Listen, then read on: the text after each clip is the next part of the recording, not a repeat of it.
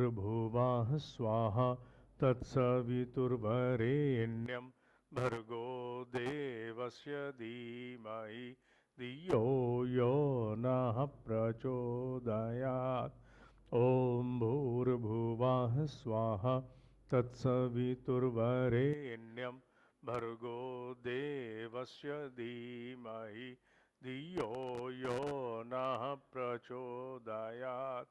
ॐ भूर्भुवः स्वाहा तत्सवितुर्वरेण्यं भर्गो देवस्य धीमहि धियो यो नः प्रचोदयात्। ओम।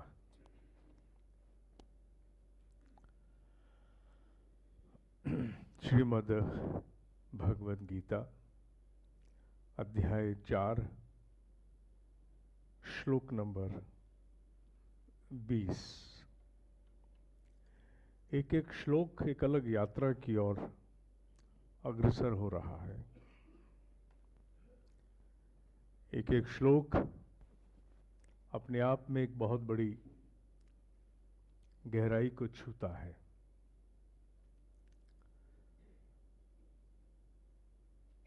त्यक्त्वा कर्म फला संगम नित्य तृप्तः निराश्रयः कर्माणि अभिप्रवृत्तः अपि न एव किंचित करोति सः।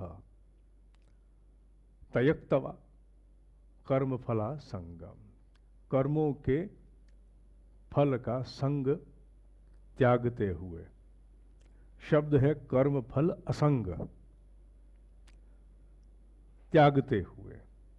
नित्य तृप्तः निराश्रयः, नित्य तृप्त है और किसी भी आश्रय से रहित है। कर्माणि अभिप्रवृत्तः, कर्मों में भली प्रकार बरतता हुआ। अपि न एव किंचित करोति सः, कर्मों में भली प्रकार बरतता हुआ भी कुछ भी नहीं करता है। इस श्लोक का जो सबसे अंतिम वाक्य है वो सबसे मुख्य है कि सभी कर्मों को करते हुए भी वो कुछ भी नहीं करता है। बड़ा विचित्र है। इसमें भाव गीताकार देना क्या चाहता है? सभी कर्मों को करते हुए भी कुछ नहीं करता है। आधुनिक परिवेश में समझने की चेष्टा करें तो इसकी कुछ नई पृष्ठभूमि सामने खुलने को आतुर है। अकॉर्डिंग टू माई अंडरस्टैंडिंग ये श्लोक लॉ ऑफ एफर्टलेस एफर्ट के बारे में कुछ कहता है। लॉ ऑफ एफर्टलेस एफर्ट अर्थात कोई भी पुरुषार्थ या प्रयास करते हुए आभास ही ना हो कि मैंने कोई संघर्ष किया, मैंने कोई प्रयास किया, कोई पुरुषार्थ किया। अत्यंत सहज प्रतीति जिसमें हो, अत्यंत सहज प्रतीति, उसे कहते हैं एफर्टलेस एफर्ट। अत्यंत सहज प्रतीति, अनुभव भी ना हो कि ये किया, इसमें इतनी दिक्कतें आई, इसमें इतना समय लगा, इसमें इतनी ऊर्जा का निवेश हुआ, इसका बोध भी ना हो और कार्य होता चला जाए, उसे कहेंगे effortless effort. Efforts are there, but सामान्यतः कहा जाता है कि बहुत संघर्ष करना पड़ेगा, बड़े उतार चढ़ाव होंगे, बड़ी कठिनाइयों का सामना करना पड़ेगा, बहुत ऊंच नीच होगी, बड़ी मेहनत, बड़ा खपना पड़ेगा, जूझना पड़ेगा, मरना पड़ेगा। ये सारे शब्द हम सामान्यतः प्रयोग करते हैं। पर अगर समूचे कार्य करते हुए भी अनुभव भी ना हो कि क्या ये संघर्ष हमने किया, क्या ये हमने कोई अपनी ओर से विशेष प्रयास पुरुषार्थ किया, तो उसे कहेंगे एफर्टलेस एफर्ट। एफर्टलेस एफर्ट का अभिप्राय और कुछ नहीं, केवल इतना ही है ये भाव जितनी जल्दी हम समझ सकेंगे उतना हाथ के कार्यों के साथ हम न्याय कर पाएंगे। उन लोगों के साथ क्या होता है जो एफर्टलेस एफर्ट करते हैं, उनके जीवन में क्या परिवर्तन आता है? जो कोई भी इस एफर्टलेस एफर्ट के माध्यम से होकर निकलता है उसमें वस्तुतः परिवर्तन क्या होता है, इसे समझने से पूर्व हमें एक और बात जाननी होगी, और वो ये कि before that let us understand that when does the law of effortless effort start functioning. ये कानून, ये नियम, ये सिद्धांत काम करना कब आरंभ करता है? जब ये काम करता है तो मनुष्य के भीतर क्या परिवर्तन होते हैं? Before understanding that it is important to understand when does it start functioning. कब काम करता है ये कि व्यक्ति आभास रहित होकर, सहज होकर और बड़े से बड़े संघर्ष में से होकर के आगे निकल जाए? ऐसा होता कब है? इसके लिए श्लोक के एक एक भाग को समझना होगा। आज का लेक्चर बहुत लंबा नहीं होगा, पर बड़े गहरे संदेश को समाहित करते हुए हम 30-35 मिनटों में इसके साथ न्याय करेंगे। तयक्त्वा कर्म फला संगम, शब्द है असंगम, कर्म फल असंगम, कर्मों के फल का संग त्यागते हुए। कर्मों के फल का संग त्यागने का तात्पर्य क्या है? कर्मों के फल का संग कौन त्यागता है? वो व्यक्ति त्यागता है जिससे केवल लक्ष्य और उद्देश्य ही दिखाई देता है और कुछ नहीं। जिस व्यक्ति को अपना लक्ष्य, अपना उद्देश्य साक्षात दिखाई देता है, हर घड़ी उसके सामने उद्देश्य है, वो कर्म के फल का असंग कर लेता है। उसे हर घड़ी कर्म का फल आंचता नहीं है, बार बार कचोटता नहीं है, नोचता नहीं है। मैंने अगर ये धारणा बना ली है कि मेरी दुकान की साख, मेरी प्रोडक्ट की साख, मेरी सर्विसेज की साख पूरे क्षेत्र में फैल जाए, हर व्यक्ति मेरे उत्पादन, मेरी सेवा, मेरे व्यवहार की साख के परिवेश में आ जाए, अगर ये मेरा उद्देश्य है तो मैं इस उद्देश्य की पूर्ति के लिए हर घड़ी केवल उस फल को नहीं देखूंगा जिस फल को सामान्यतः हम कर्म करते हुए अपने ग्रीड फैक्टर, या हम जिसे कहते हैं the immediate outcome. Immediate outcome जो वो सबसे बड़ा शब्द है जो इस भाव को समझाता है। 10 रुपए का सामान बेचा, 10 रुपए की सर्विसेज बेची, क्या बचे? ये इमीडिएट आउटकम है। लेकिन जब हम कहते हैं कि 10 रुपए की सर्विसेज बेची, 10 रुपए का सामान बेचा, कोई बात नहीं, इस 10 रुपए की जगह अगर हमें 8 भी मिल गए तो केवल 8 आने बचे, आगे के लिए कस्टमर बना लिया। जब यह मन में भाव होता है कि हमने आगे के लिए कस्टमर बना लिया, तो यह भाव उस लक्ष्य की पूर्ति कर रहा है जिस उद्देश्य को हमने बड़े स्तर पर संजोया है। हमने कर्म के फल का असंग अर्थात संग छोड़ दिया, इमीडिएट आउटकम के साथ बांधा नहीं है। दांतों को लेकर के दिल्ली में एक बहुत बड़ी चेन आरंभ हुई है, जिन्होंने अपने ढेरों क्लिनिक पूरे शहर में खोले हैं। उन ढेरों क्लिनिक्स में उन्होंने डॉक्टर नियुक्त किए हैं और अपनी क्लिनिक तक लोगों को लाने के लिए और उन्हें बांधने के लिए उन्होंने अपनी सेवाओं में कुछ बड़े रोचक तत्व जोड़े हैं। जैसे आप पहली बार जाते हैं, आप कोई भी काम कराइए, आप चेकअप कराइए, दांतों की क्लीनिंग भी आप करा लीजिए, और उनका बहुत सुंदर क्लिनिक होता है। They will charge you only 100 rupees. जब आप 100 रुपए देकर के उस क्लिनिक से एयर कंडीशन ब्यूटीफुल क्लिनिक से आप जब बाहर आते हो तो आपके मन में स्वतः ही भाव उपजता है, सर्विसेज तो बहुत बढ़िया है, पैसे कुछ नहीं लिए इन्होंने। आपके मन में तत्काल संशय आता है, अगली बार निश्चित रूप से कुछ लेंगे।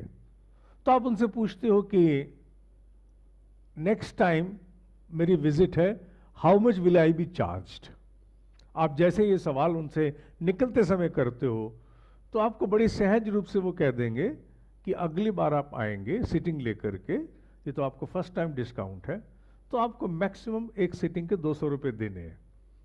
यू गेट प्लीज्ड कि चलो फर्स्ट टाइम 100 रुपये, सेकेंड विजिट में 200 रुपये, इट्स नथिंग। उनका लक्ष्य पूरा हो रहा है।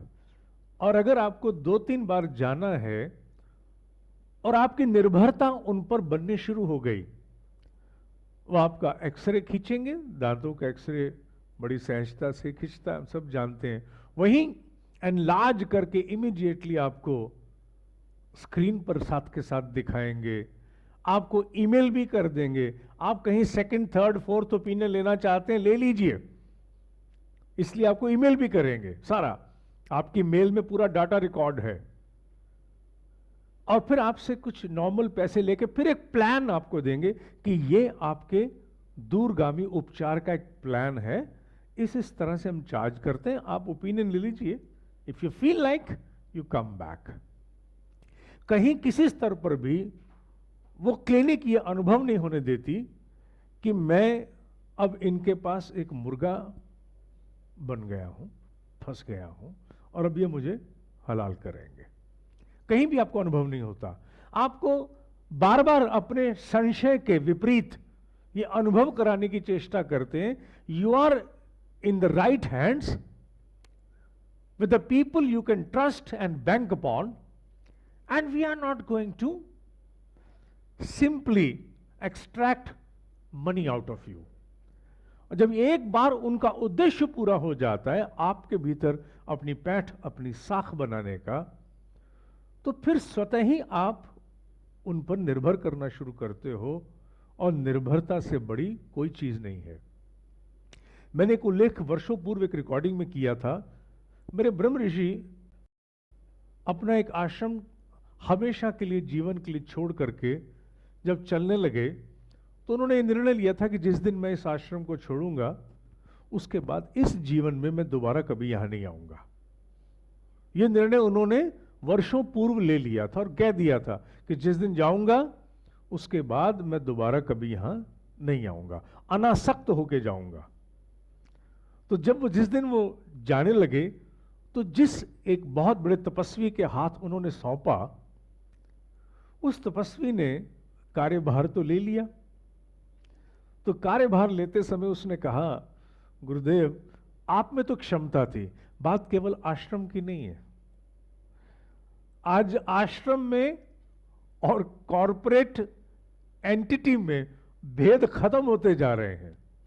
जो लोग ये समझते थे कि business is different to spiritualism, spiritual के साथ भी इज्म लगाया, स्पिरिचुअल इज्म मैं से बोलूंगा, नॉट स्पिरिचुअलिज्म। वो जो भेद करना चाहते थे वो भेद खत्म हो रहे हैं, क्योंकि अब समझ में आ गया कि मनुष्य ही, माने भीतर सोल है, स्पिरिट है, वही तो डिसीजन मेकर है। और अगर वो डिसीजन मेकर है तो एक कॉन्सेप्ट ऑफ आश्रम में और concept of corporate entity, of business entity, of profit making entity में भेद नहीं है। दोनों को साख बराबर की चाहिए। तो जब वो उन्होंने पूछा कि महाराज गुरुदेव मेरे बस का तो इसके खर्चे चलाना नहीं है, what am I going to do, how I am going to manage. अभी तो आप यहां हैं, लोग आपसे आशीर्वाद लेते हैं, आप उनको कृपा करते हो और वो आते हैं और आपको दान दक्षिणा दे जाते हैं, लेकिन आप चले गए तो यहां कौन आएगा? सब आपके पास आएंगे और मैं कहां से खर्चे चलाऊंगा? इतना बड़ा आश्रम छोड़ के जा रहे हो। और ये भी बड़ी सौंदर्य की बात है कि वो हिमालय जा रहे थे, किसी दूसरे आश्रम में नहीं जा रहे थे। तो उन्होंने कहा ऐसा है, मैं तुझे जाने से पहले शक्ति दे के जा रहा हूं, जिस शक्ति से तू वो सब कुछ पैदा कर सकता है जो भी तू चाहेगा। तो उन्होंने कहा ये ठीक है, आप क्योंकि वो ब्रह्म योगी थे और आध्यात्मिक शक्तियों से संपन्न थे, तो जब वो अपने उस आश्रम के उत्तराधिकारी को जब ये बोल रहे हैं कि मैं शक्ति देके जाऊंगा, तो उसके लिए और बचा ही क्या, सारे प्रश्न खत्म हो गए कि मुझे शक्ति मिलने वाली है। तो उन्होंने कहा कि अब मैं तुझे शक्ति देना चाहता हूं, कान में दूंगा शक्ति। उन्होंने कहा जय हो जय हो जय हो। अपने प्रति श्रद्धा पैदा करना, सब आएगा, ये कह करके वो दूर हो गए। और वो जिनको उन्होंने कहा था वो सोचने लगे, मैं तो सोच रहा था कि कोई शक्ति का संघान होगा, शक्तिपात होगा, and something is going to happen like that. पर इन्होंने तो एक बड़ा सहज सा शब्द प्रयोग किया, अपने प्रति श्रद्धा पैदा करना, सब आएगा। उस समय तो वो व्यक्ति असंतुष्ट हो गए। क्यों? क्योंकि खर्चे रुपए से चलते हैं, बिजली के बिल पैसे ने देने हैं, जिनकी सैलरी जानी है वो पैसों से जानी है, श्रद्धा से जानी नहीं है। उस समय तो वो असंतुष्ट हो गए, उन्हें वो उत्तर कहीं अव्यवहारिक सा लगा, इम्प्रैक्टिकल। पर भीतर भीतर वो सोचने लगे, क्योंकि महायोगी तो चले गए, वो दोनों तो आश्रम छोड़ा, बाय बाय फॉरएवर। और वो गए भी नहीं जीवन भर, वो कभी गए भी नहीं। रेलवे से अगर ट्रेन से जा भी रहे थे तो स्टेशन क्रॉस किया, उतरे नहीं पानी पीने के लिए भी, स्टेशन पर भी नहीं उतरे। आश्रम की तो बात ही छोड़िए आप। और जब वो कुछ समय बीतने लगा तो सोचने लगे, क्योंकि वो तो हिमालय चले गए, फिर वो मेरे ख्याल 2-3 साल बाद शायद वापस आए थे, वापस भी वहां नहीं आए, कहीं और गए। तो जब वो सोचने लगे कि मुझे ये शक्तिपात कह के गए हैं, और यूं ही तो कभी इन्होंने कोई शब्द कहा नहीं, इनके मुंह में सरस्वती विराजती है, काल को बदल देते हैं, ऐसे उदाहरण सामने।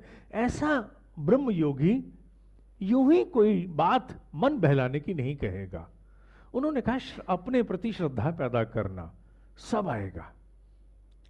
ये बात सुनकर के उस जीव ने धीरे धीरे अपने बहुत सारी चीजों में परिवर्तन आरंभ किया, और ऐसे परिवर्तन आरंभ किए जिससे उसके प्रति श्रद्धा पैदा की जाए।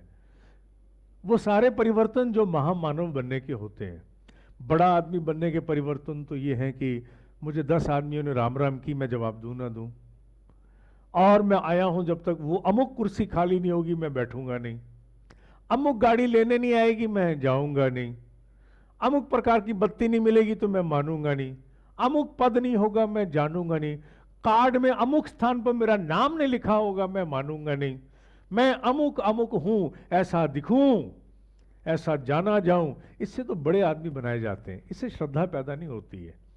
जो कोई भी इस प्रकार से बड़ा आदमी बन के दिखता है, उसके प्रति श्रद्धा थोड़ी होती है। आप भी किसी कामवश नमस्कार करके जान छुड़ा के निकलते हो, आप हृदय से थोड़ी। हृदय से श्रद्धा तो केवल वही निकलती है जहां वो व्यक्ति अपने आप में कोई परिवर्तन करता है, जिससे प्रभावित हो कि आप उसको, उसके प्रति श्रद्धा व्यक्त करते हो। अन्यथा श्रद्धा सम्मान बुद्धि का विषय हो सकता है, सम्मान मुखौटा हो सकता है। आइए आइए आइए आइए आइए आइए, अरे अरे वाह वाह। लेकिन श्रद्धा, श्रद्धा ना तो इस खोपड़ी का विषय है ना मुखौटे का। श्रद्धा विशुद्ध रूप से हृदय से उद्भासित भाव है जो बिना शर्त के उठता है, जिसे अनकंडीशनल लव कहते हैं। उनके प्रति श्रद्धा अर्थात अनकंडीशनल लव है, कंडीशनड नहीं है। जबकि सम्मान कंडीशनड होता है, सम्मान कंडीशनड है। श्रद्धा तो हमने उन योगियों में भी देखी जिन्हें लोग मिलने जाते थे वो गंदी गालियां निकालते। मैंने खुद देखा हुआ है अपनी आंखों से, एक बार नहीं 10 बार देखा। गालियां निकालते थे आने वालों को, पत्थर मारते थे, लाठियां मारते थे, लोग फिर भी दंडवत करते थे। खुद देखा हुआ मैंने, किसी और की सुनी सुनाई नहीं बोल रहा हूं, मेरे ऋषि नहीं, किसी और ब्रह्म ऋषि को मैंने देखा हुआ है। श्रद्धा तो उनके प्रति भी जाती है। तो उन्होंने एक ही बात की, अपने प्रति श्रद्धा पैदा करना।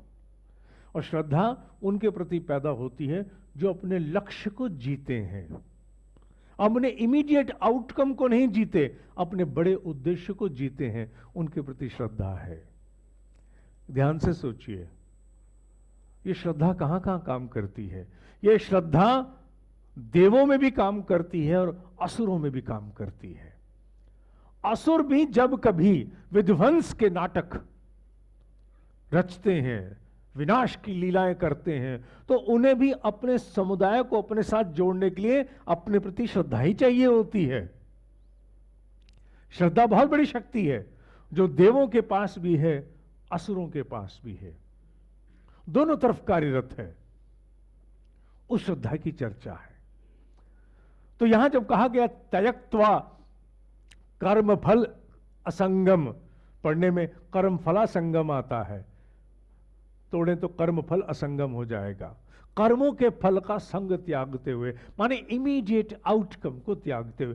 कौन त्यागेगा इमीडिएट आउटकम को? जिसके लिए बड़ा उद्देश्य, लक्ष्य विशेष होगा। दूसरा व्यक्ति कभी नहीं त्यागेगा, दूसरा व्यक्ति कभी नहीं त्यागेगा। एक उदाहरण और देना चाहता हूं। दिल्ली में अब हम लोग कैब वगैरह इस्तेमाल कर रहे हैं, ऑड इवन का भी चक्कर है।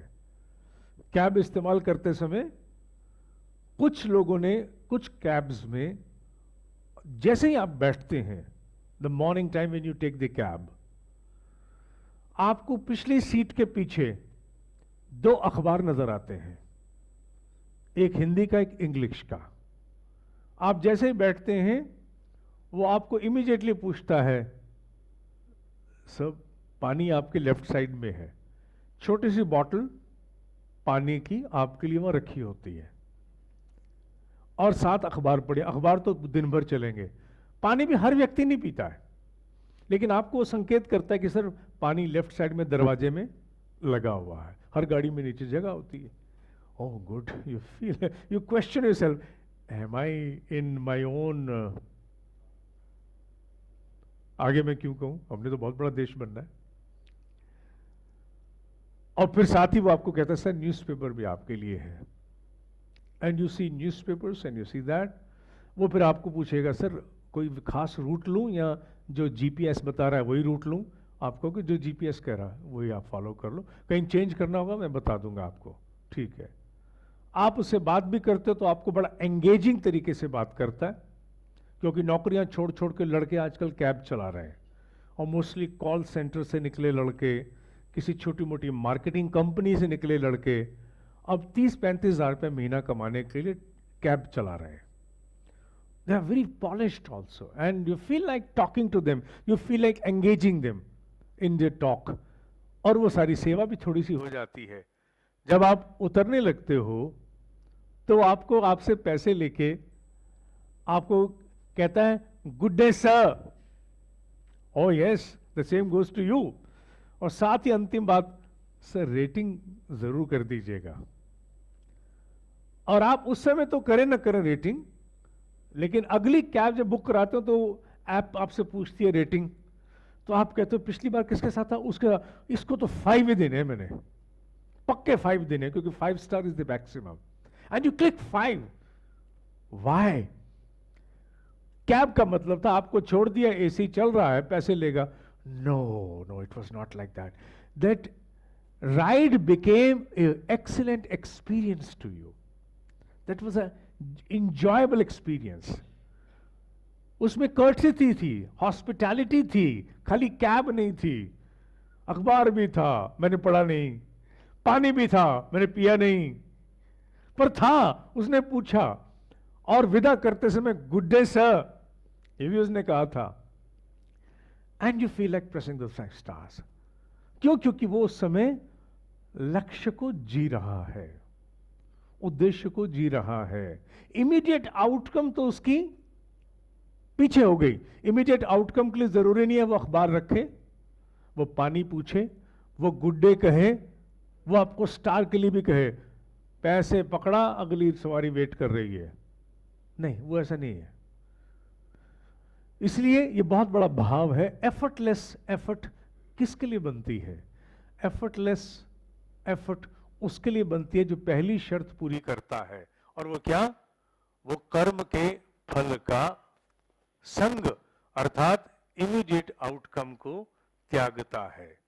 इमीडिएट आउटकम को त्यागने वाला ही कर्म के फल का संग त्यागता है। ये भाव हमें गहरे रूप से समझ में आ जाना चाहिए। अगला,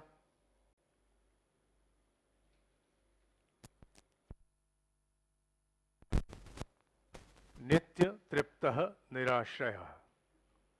नित्य तृप्तः निराश्रयः। नित्य तृप्त है और किसी भी आश्रय से रहित है। किसी भी आश्रय से रहित है। His, her insight is not entangled to an external or internal vulnerability, remains always immersed, contented within one's own self. इसका भाव ये है, उसको तो रोकिए ना आप जाकर के।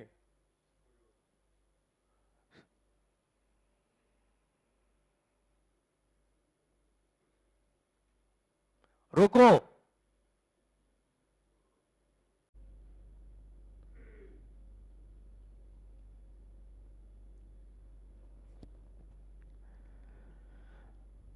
नित्य तृप्तः निराश्रयः। नित्य तृप्त है और किसी भी आश्रय से रहित है। आश्रय किसका होता है? हम लोग जब कोई भी कार्य करते हैं, सामाजिक ही क्यों ना हो, व्यापारिक ही क्यों ना हो, पारिवारिक ही क्यों ना हो, सारी समस्याएं आश्रय की होती हैं। कितने अंशों में हम किस पर आश्रित हो जाते हैं, और जितने अंशों में हम जिस पर आश्रित होते हैं, उतने अंशों में हमने देखा है कि हमारी समस्याएं बढ़ती चली जाती हैं। आप डिपेंडेबिलिटी बढ़ाते जाइए, आपकी फ्रस्ट्रेशन बढ़ती जाएगी। आप अपनी डिपेंडेबिलिटी को बढ़ाते जाइए, फ्रस्ट्रेशन बढ़ती जाएगी। और जितना आप अपने आप में सिमटते जाएंगे, अपने दायित्व अपने ऊपर उठाएंगे, उतने अंशों में आप मुक्त होकर के स्वतंत्र भाव का अनुभव करेंगे। Someone has to do this for me, someone has to do that for me, someone has to do that for me. मैं एक अपने क्लाइंट के साथ परसों डिस्कशन में था, और डिस्कशन यह हो रही थी कि उन्होंने वहां अपने 5 ऑपरेशंस पर, केवल 5 ऑपरेशन पर 750 लोग नियुक्त किए हुए हैं। 5 ऑपरेशंस पर 750 लोग। सुनिए जरा, समझने वाली बात है। 750 लोग रिक्रूट किए हुए हैं। 5 ऑपरेशंस की जो मशीनें हैं, वो 5 मशीनें वो विदेश से इंपोर्ट करा के लाए हैं। उन्होंने मुझे बताया कि जब वो विदेश से इंपोर्ट करा के लाए थे, तो उस समय उन मशीनों को वहां उन्होंने चलते हुए देखा था। और जब उन्होंने मशीनों को चलते हुए देखा और जब यहां लाए, तो आश्चर्य इस बात का है, वहां उन मशीन को चलाने के लिए, एक की उदाहरण दे रहा हूं, एक मशीन का 5 ऑपरेशन में से एक का, केवल और केवल 6 लोग उस काम को करते थे। जब भारत लाया गया, उसी काम को करने के लिए एक एक करके जब लोग जोड़े गए, तो आज 40 लोग उस काम को करते हैं।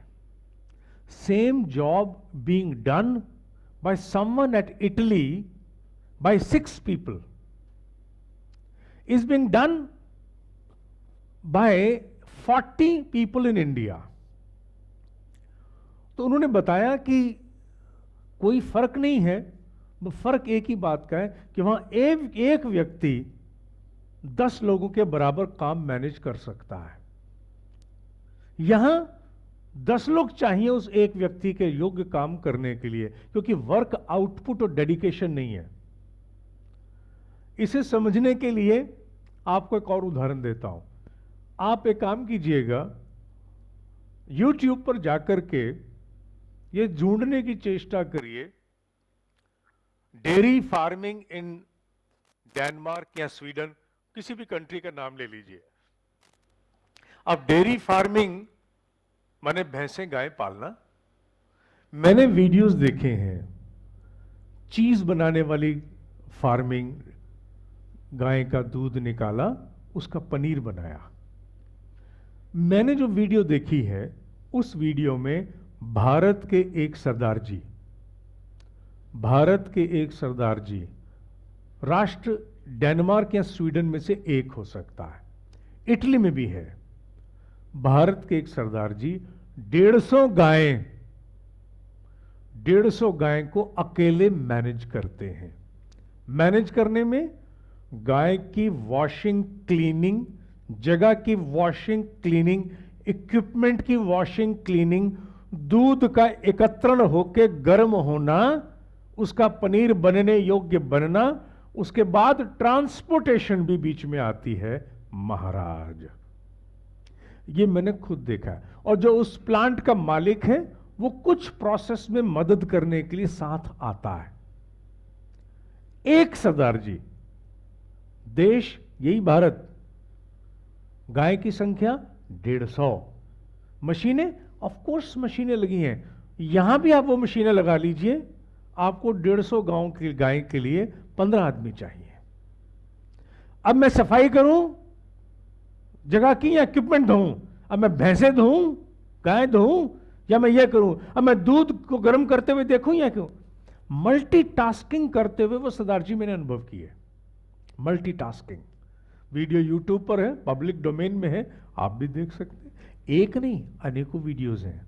यहां से गए हुए किसान वहां पहुंच करके 10 गुना उत्पादकता को दे रहे हैं।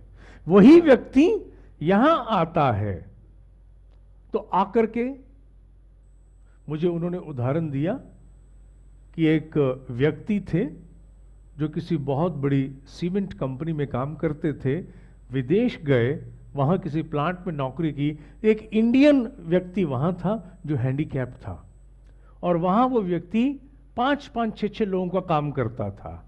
उनको वो बड़ा पसंद आया। उन्होंने कहा कि ये व्यक्ति तो उदाहरण बनाने योग्य है, भारत का ही व्यक्ति है, हैंडीकैप्ड है और वहां काम कर रहा है 5-5 लोगों का, इसे तो मैं भारत ले जाता हूं, कंपनी में उदाहरण के लिए रखूंगा। वो भी स्वदेश आना चाहता था। कहते जब मैं भारत लाया, 1 साल पूरा नहीं हुआ, वो आदमी जितनी उत्पादकता था उससे 1/4 हो गया, माने 1/4 रह गया। क्यों? क्योंकि आसपास का प्रभाव छूत की तरफ पड़ गया। सारे काम तेरे को ही पड़े, तू अकेला ही रह गया काम करने के लिए, और किसी को काम ही नहीं करना है, तू ही मर के दिखाएगा सबको, माने तू ही है। What is this?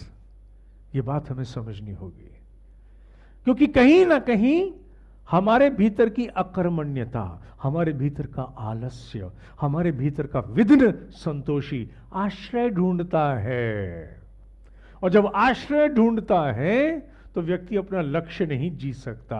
और जो हमेशा आश्रय ढूंढेगा वो कभी भी एफर्ट कर सकता है? उसके लिए तो जरा सा काम भी बड़ी आफत है। अजी पहले मैंने वहां खड़े होकर देखा, फिर सारी बत्तियां बंद की, फिर एक खुली रह गई, बाहर आके देखा, फिर ताला खोला, फिर बत्ती बंद की, फिर ताला मारा, फिर वापस आया। आधा टाइम तो मेरा ताला खोलने बत्ती बंद करने में लग जाता है, इतना झंझट है। And if you see people working outside in cultures, they work so efficiently, flawlessly, सारे काम होते हैं। अगर वो वीडियोस आप देख लो जिसमें 150 गाय को एक व्यक्ति सारे काम देख रहा है, वो 8 घंटे काम करता है, तो 8 घंटे उसमें और किसी स्वचालित मशीन में फर्क नहीं है। 8 घंटे वो मूव कर रहा है, डांस कर रहा है, नृत्य करते हुए सारे काम कर रहा है। यहां तो 2-2 मिनट के बाद मुझे अभी मेरे उसी क्लाइंट ने बताया कि एक फैक्ट्री का क्वालिटी इंस्पेक्शन करने के लिए किसी को ठेका दिया, कारपेट बनाने वाली फैक्ट्री थी। क्वालिटी इंस्पेक्शन करने वालों ने वहां ये पूछा, जाके ढूंढने कोशिश की कि यहां क्या क्या चीजें गड़बड़ाई है, तो उन्हें सबसे पहले कारपेट का बहुत ऊंचा ढेर दिखाई दिया। तो उन्होंने कहा ये इतना ऊंचा कारपेट का ढेर क्यों है? तो उन्होंने कहा जी बन करके तो इकट्ठा हम कर लेते हैं, उसके बाद जैसे जैसे कंटेनर में शिपमेंट जानी है हम ये उठाते जाते हैं और लोड करते जाते हैं। उन्होंने अच्छा, पर इतना ऊंचा ढेर करने की आवश्यकता समझ नहीं आई।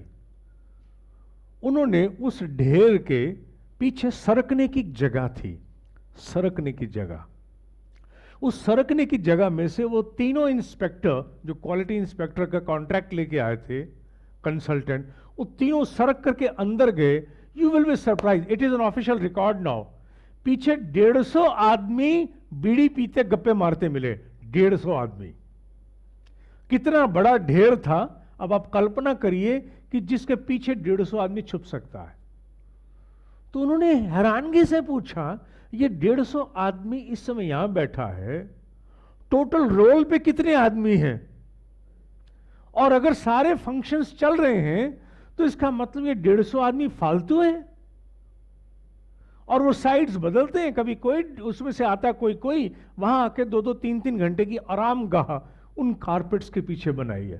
तो उन्होंने देखा 30% लोग तो प्राइमा फेसी पता लग गया कि एक्स्ट्रा है, बाकी जितने होंगे तो होंगे। इसका अर्थ क्या हो गया? इसका अर्थ यह हो गया कि हम आश्रय ढूंढते हैं, कभी आलस्य का, कभी किसी और पर बात डाल देने का, कभी किसी की बात तीखी लगी उस पर हम आश्रय ढूंढते हैं। हम आश्रित होना चाहते हैं, लोगों पर भी, स्वभाव पर भी, ना जाने कितनी चीजों पर। क्यों? क्योंकि अपने काम में हम डूबे हुए नहीं हैं, अपने आप में हम रमे हुए नहीं हैं, हम नित्य तृप्त नहीं हैं। शब्द है नित्य तृप्तः। We are not contented deep within our own self. अपने आप में हम आत्मरति, अपने आत्मानंद में नहीं है, अपने काम में मग्न नहीं है। इसलिए हम आश्रय के लिए कभी व्यक्ति ढूंढते हैं तो कभी विषय ढूंढते हैं। और जब हम व्यक्ति और विषय या परिस्थिति आश्रय होने के लिए ढूंढेंगे तो हम काम कम करेंगे, बिगाड़ ज्यादा करेंगे। ऐसा व्यक्ति एफर्टलेस एफर्ट तो कर ही नहीं सकता। एफर्टलेस एफर्ट करने वाले व्यक्ति को अपने ही ऊपर आश्रित होना पड़ता है, अपने ही भीतर पूरी तरह से रमना पड़ता है, और कुछ नहीं, केवल केवल काम काम काम काम, और कुछ नहीं।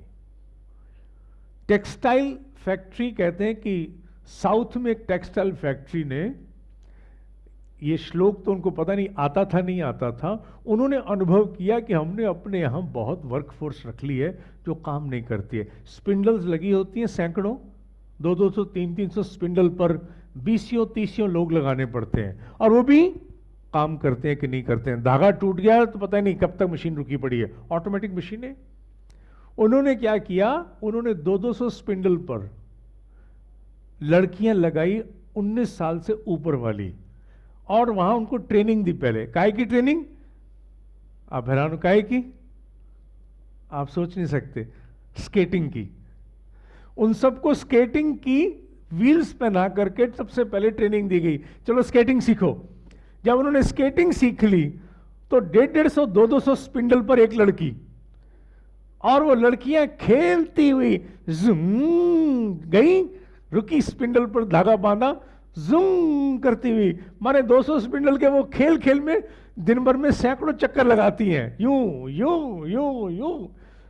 सैलरी भी कम उसकी, और वो काम को खेल की तरह, आनंद की तरह करती है, और उसका reach out time from one end to the other end has been minimised at a lightning speed. उन्होंने पूरी फैक्ट्री में स्पिंडल्स पर लड़कियां लगा दी स्केटिंग वाली, स्केटिंग करती रहो सारा दिन मजे से, और स्पिंडल्स को काम में लाओ, और वो मग्न होकर के डूब गई। एक उदाहरण दिए मैंने कि नित्य तृप्ता, नित्य माने सदा तृप्त है, अपने आप में ही मग्न होकर के डूब के काम करना, बाहर का कोई आश्रय नहीं, निराश्रय है, बाहर का कोई आश्रय ढूंढना ही नहीं है। इससे कम में एफर्टलेस एफर्ट नहीं हो सकता। कर्माणि अभिप्रवृत्तः, कर्मों में भली प्रकार बरतता हुआ, while performing under intense engagement, leaves nothing while submitting self for rightful mandate of one's act. Effortless effort का मतलब ये नहीं है कि एफर्ट करने के लिए भी आप लेस एफर्ट करो। एफर्टलेस का मतलब लेस एफर्ट नहीं होता। कहीं लोग एफर्टलेस को लेस एफर्ट करें। अंग्रेज़ों के ज़माने में किसी व्यक्ति, मैंने एक उदाहरण पहले भी दिया था, अंग्रेज़ों के ज़माने में एक व्यक्ति ने अपने बॉस को बड़ा खुश किया, और जब वो बॉस की ट्रांसफ़र होने लगी तो कहने लगा, साहब आप तो जा रहे हो? हाँ, तो मेरे सीआर में कुछ लिख के जाना कि मेरी भी प्रमोशन हो जाए। उन्होंने कहा, तू बड़ा मेहनती आदमी है, चिंता मत कर, मैं तेरी सीआर में वो लिख के जाऊंगा। पता ही नहीं, अंग्रेजी उसको आती कम थी बेचारे बॉस को भी, क्योंकि जितनी थोड़ी बहुत सीखी। उसने कहा ये तो बड़ा हार्ड वर्कर है। उसने लिख दी line, he hardly works. He hardly work. देखिए बड़ा मुश्किल है काम करना इससे, काम कराना इससे, ये काम करता ही नहीं निकम्मा। अब वो हार्डली वर्क्स के बाद क्या हाल हुआ होगा, अब आप सोच सकते हो। तो एफर्टलेस का मतलब लेस एफर्ट नहीं है कि कई लोग समझे एफर्टलेस का मतलब लेस एफर्ट हो गया। जैसे वो परसों मैं गाड़ी में जा रहा था तो अचानक सामने से गाड़ी आई, तो मैं ड्राइवर को कहा, देख देख देख। तो ड्राइवर ने गाड़ी रोक दी और मुझे कहने लगा, ऐसे मत कहा करो सर आप मुझे। मैं क्यों? कहता मुझे होपलेस कर देते हो। मैं कहा, आई एम सॉरी, मैं आगे से तुझे होपलेस नहीं करूंगा, होपफुल रखूंगा। तो एफर्टलेस का मतलब लेस एफर्ट नहीं है। ये श्लोक ही कह रहा है, कर्माणि अभिप्रवृत्ता। प्रवृत्त माने डूबे रहना, करते चले जाना, प्रवृत्त रहना, हमेशा सदा प्रवृत्त रहना, कर्म करने में सदा प्रवृत्त रहना, अर्थात एफर्टलेस एफर्ट्स में लगे रहना, नॉट लेस एफर्ट में आ जाना। तो जो लोग अपने आप में तृप्त हैं, नित्य तृप्त हैं, जो निराश्रय हैं, ऐसे लोग एफर्टलेस एफर्ट के लिए लेस एफर्ट नहीं करते, सदा एफर्ट में रहते हैं। उससे कम में लॉ ऑफ एफर्टलेस एफर्ट काम ही नहीं करेगा। अपि न एव किंचित करोति सह, भी कुछ भी नहीं करता। माने ये भी जो दूसरा वाला है, ये इसके साथ जोड़ के पढ़ना है। कर्मों में भी भली प्रकार बरतता हुआ भी, काम करता हुआ भी कुछ भी नहीं करता। कुछ भी नहीं करता अर्थात उसको अनुभव ही नहीं होता मैंने कुछ किया। दिन शुरू होता है, सब कुछ करते हुए हंसी खुशी के साथ पूरा होता है। You don't realise, no fatigue, because work was joy to you. जब ये भाव पैदा होना शुरू हो जाए तो लॉ ऑफ एफर्टलेसनेस अपने आप, एफर्टलेस कहूं ज्यादा अच्छा शब्द है, लॉ ऑफ एफर्टलेस एफर्ट चरितार्थ होता है। और जिनमें ये लॉ ऑफ एफर्टलेस एफर्ट चरितार्थ होता है, उन लोगों में क्या क्या परिवर्तन होते हैं, इसका मैं केवल उल्लेख करूंगा, ज्यादा कहने की आवश्यकता नहीं। जो व्यक्ति खिन्न नहीं है, फ्रस्ट्रेट नहीं है, डिस्टर्ब्ड नहीं है, सेटल्ड माइंड में है, पीस में है, उसके विचारों में कितनी शक्ति होगी, माने energy in thoughts, you can imagine. उसके शरीर में कितनी शक्ति होगी, विशेष रूप से खोपड़ी में कितनी एनर्जी से भरा हुआ होगा वो। क्यों? क्योंकि तनाव, खिन्नता माने फ्रस्ट्रेशन, टेंशन, डिस्टर्बेंस, डिसहार्मनी, ये सारी बातें दिमाग थकाती हैं, ऊर्जा को खींचती हैं, ऐसे व्यक्ति में भरी होंगी। हमेशा ऐसा व्यक्ति जिसकी स्थिर बुद्धि है, उसके प्रति क्लैरिटी हमेशा रहेगी, मुझे क्या करना है हमेशा स्पष्ट होगा, कभी भी क्लैरिटी में कोई कॉम्प्रोमाइज नहीं होगा, हमेशा इंट्यूशन के साथ जुड़ा रहेगा। क्योंकि जो व्यक्ति सदा अपने उद्देश्य से जुड़ा है, उद्देश्य में समाया है, उसमें इंट्यूशन की डिस्कनेक्टिविटी कभी नहीं होती, ब्रेन मैनिपुलेशन की जरूरत नहीं है, उसमें स्फुरना का प्रवाह स्वतः ही आता रहता है। और साथ ही ऐसा व्यक्ति बिना कुछ किए ऐसे विष से बचता है। कौन से विष से? उन सभी अतिक्रमण, इन्फिल्ट्रेट करने वाले विष से जो ईगो के रूप में, डिसहार्मोनियस रिलेशनशिप अर्थात संबंधों में अशांति के रूप में, एंगर, क्रोध के रूप में, डिस्करेजमेंट, हतोत्साहित होने के रूप में, फैटीग थकावट के रूप में, फैटीग यानी बर्नआउट इत्यादि के रूप में मनुष्य में आते हैं। ये सभी कुछ तो है जो कॉर्पोरेट लर्निंग में सिखाया जाता है। How to have clarity, how to be always full of charm and vigor and energy, how to diffuse the inflated ego, how to create harmony among interpersonal relationship, how to gather work enthusiasm, self motivation, how to remain in utmost esteem। ये सारी बातें corporate learning का ही तो विषय हैं और ये उस व्यक्ति में स्वतः आ जाती हैं जो श्लोक को चरितार्थ करता है। श्लोक को पुनः एक बार दोहराते हुए मैं वाणी को विराम दूंगा। त्यक्त्वा कर्म फल असंगम, जो त्याग देता है कर्म फल के संग को अर्थात इमीडिएट आउटकम को, अपने उद्देश्य को जीते हुए नित्य तृप्त है, निराश है, अपने आप में ही रमा हुआ है, बाहर किसी पर आश्रित नहीं है, न किसी बाहर के विषय पर, न व्यक्ति पर आश्रित है। कर्माणि अभिप्रवृत्ता, सारे काम करते हुए अपि न एव किंचित करोति से, कुछ भी करने से पीछे नहीं हटता है। ऐसा व्यक्ति एफर्टलेस एफर्ट के सिद्धांत को प्राप्त होकर के वो सब प्राप्त करता है जिसका उल्लेख सबसे अंत में किया गया है। आज के लिए इतना ही। ओम शांति शांति शांति। ओम।